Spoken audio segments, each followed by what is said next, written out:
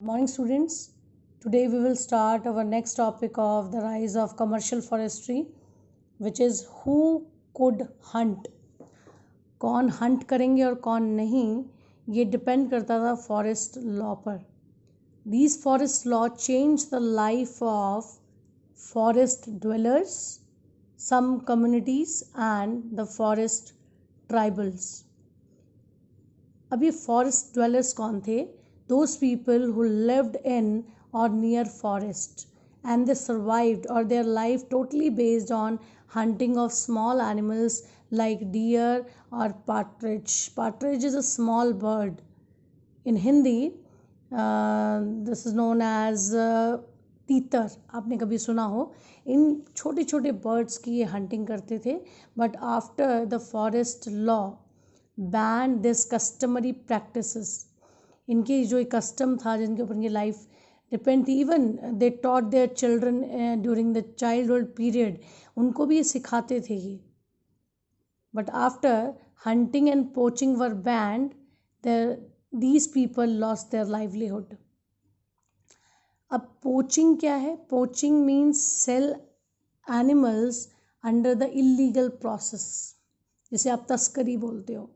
अब ब्रिटिशर्स ने हंटिंग और पोचिंग को बैन कर दिया, but those people who were caught during hunting, और हंटिंग करते हुए जो पकड़े जाते थे, दे वर टोटली पनिश्ड. लेकिन इसका दूसरा साइड भी था. ये तो इन्होंने बैन कर दिया. Hunting of big game become a sports. बड़े एनिमल्स की हंटिंग को स्पोर्ट्स बना दिया गया.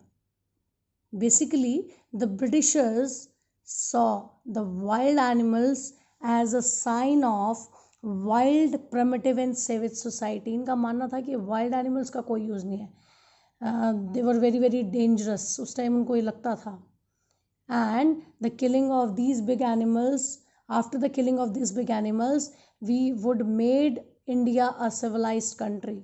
पर वो नहीं जानते कि सबसे पहले इंडस सिविलाइजेशन हमारे यहाँ डेवलप हुई थी. तब तक तो ये जंगलों में घूम रहे थे ऐसे आदि मानव की तरह. Okay, and the Britishers start hunting at a large scale. इतने बड़े स्केल पर हंटिंग होने लगी इन एनिमल्स की कि various species become almost extinct. धीरे धीरे ये स्पीशीज खत्म होने लगी. These are the facts and figures which show the data. In 1875 to 1925, 50 years में about 80,000 tigers, 1,50,000 leopards and 2 lakh wolves का शिकार किया गया. इतने तो हमारे पास आज अवेलेबल हैं ही नहीं. ओके, एग्जाम्पल, एक इंडियन किंग हुए Maharaja Surguja. Maharaja Surguja in 1957 he shot 1157 tigers and 2000 leopard, जो आज हमारे पास अवेलेबल है ही नहीं. इतने लार्ज स्केल पर हंटिंग हुई. दूसरा, a British administrator named was George Yule, he killed 400 tigers. Okay, अब क्या हुआ कि ये एक sports, even the killing of the tiger came to be seen as a sporting trophy, ये मान लिया गया. But after then some environmentalists and conservators worried about the situation. उन्होंने आर्ग्यू करना शुरू कर दिया कि if the hunting not banned or the killing of these animals not stopped, then there is a situation of extinct. धीरे धीरे ये species जो हैं वो ख़त्म हो जाएंगी. तो इनका प्रोटेक्शन करना, इनकी किलिंग को रोकना बहुत ज़्यादा ज़रूरी है.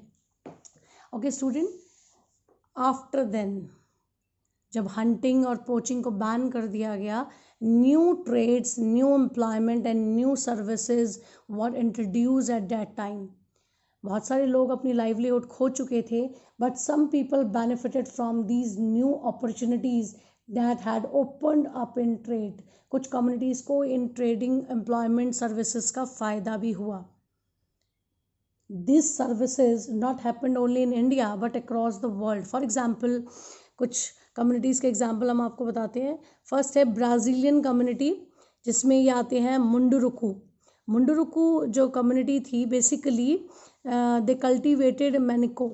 मैनिको is a crop like a sweet potato.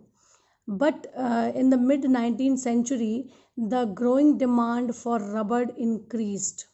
धीरे धीरे रबड़ की डिमांड बढ़ने लगी, तो these people stop cultivating manioc and begin to collect latex from the rubber tree. Latex जो आपने देखा होगा कि रबड़ से एक वाइट कलर का लिक्विड निकलता है जिससे रबड़ बनाई जाती है, and after then they supplying to the traders. अब क्या हुआ कि इनकी जो लाइफ थी totally depend on the traders. अब ये काम करने लगे, ट्रेडर्स को सप्लाई करने लगे फॉरेस्ट प्रोडक्ट्स। ऐसा नहीं है कि फॉरेस्ट प्रोडक्ट जो है ब्रिटिशर्स के आने के बाद ही इनका ट्रेड शुरू हुआ। This begin from the medieval period, and आपने you have studied in 8th class the Adivasi communities trading forest products like hide, forest or animal products like hides, horn, silk, cocoon, ivory, spices, bamboo, fibers. The Banjara communities sold these forest product to the traders. ये पहले भी था, okay, but after the Britishers, when the Britishers trade was completely regulated by the government, जब British का पूरा trade पर control हो गया और उन्होंने ये कुछ राइट्स जो हैं कुछ यूरोपियन ट्रेडिंग कंपनीज को दे दी, तो they affected pastoralist and nomadic communities also. Pastoralists कौन होते हैं? जो ग्रेजिंग का काम करते हैं, इनकी लाइफ भी इफेक्टेड हुई। These pastoralist and nomadic communities are Korava, Karcha and Yerukula. Yerukula belongs to the Madras Presidency.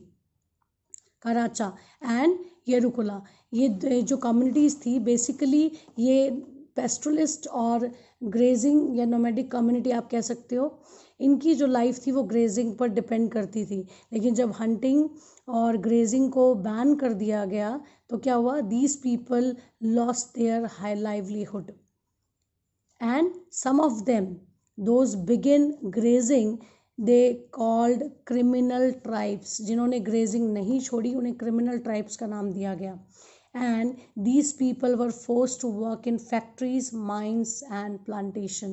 यहाँ भी इनकी condition को बहुत ज़्यादा अच्छी नहीं थी। इसका example, look at the example, Assam। In Assam, both man and woman from forest community like Santhal, the Gonds from Chhattisgarh, the Orans from Jharkhand, ये सब जो थे ये उन प्लांटेशन टी प्लांटेशन में काम करते थे, but their wages were very very low and the condition of work were very very bad. ना तो इनके वेजेस बहुत ज़्यादा थे, इनकी वर्किंग कंडीशन बहुत ख़राब थी। Even they could not return easily to their home villages from where they had been recruited. ना अपने घर वापस जा सकते थे, ना वहाँ जा सकते थे जहाँ से इनकी अपॉइंटमेंट हुई थी। तो these were the exploitation done by the Britishers after the hunting और grazing banned by the colonial government. Okay student, I hope you have understood this topic, and I will upload an assignment of question answers, and after listening this video you will find out the question answers with the help of your book. Thank you student, have a nice day.